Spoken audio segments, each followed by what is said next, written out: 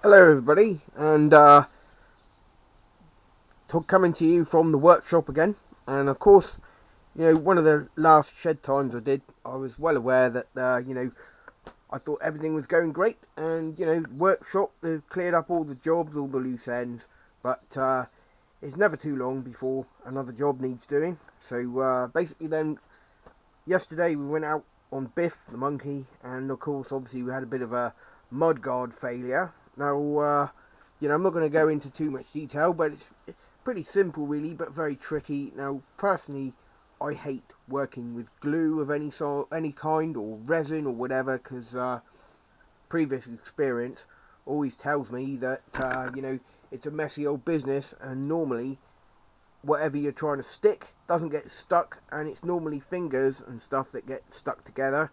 Well, in this case, it's not the case. It's not happening this time, so we're very lucky. So just going to show you pretty much what we've done. Now obviously, if you saw yesterday's video, you'd see that the mudguard had literally cracked right across into two parts. Obviously not brilliant. Now what I've done is basically, it's a cheap and cheerful Chinese plastic mudguard, and there's not really too much you can do with these things sometimes when they break. But what I've done, I've cleaned up both halves, or basically the joining faces of the glue. And obviously, this being a mudguard, then this part is usually facing the wheel, and it's normally the other part of it which is what's seen. Now obviously, it's going to be a bit tricky to do at best really, and it's never going to look absolutely originally amazing, but what's important in this instance is basically to have a nice strong bond, and I think we've achieved that.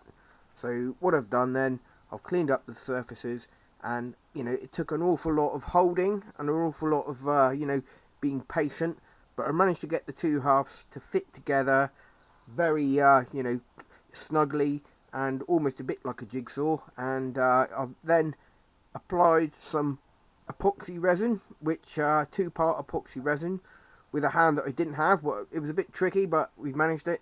And the epoxy resin now, I'll just show you, is nice and hard, so it's cured. It's a good cure, and I've made sure that there's lots of surplus resin covering the two halves of it, so like a bit like a bridge really.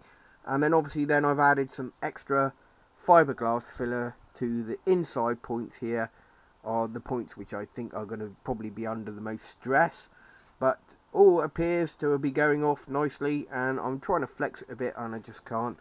But the important part is obviously the aesthetics of it. I mean, from the outside, well, this part is not too bad really, because we have a fork leg either side, and then this part here is quite relatively hidden.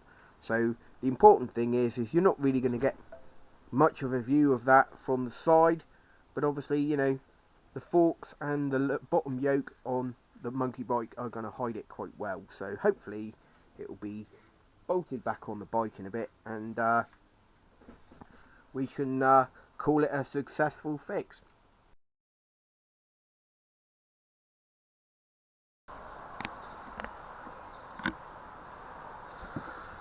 Right then, so put the monkey bike mudguard back on, and Biff's got his mudguard back, and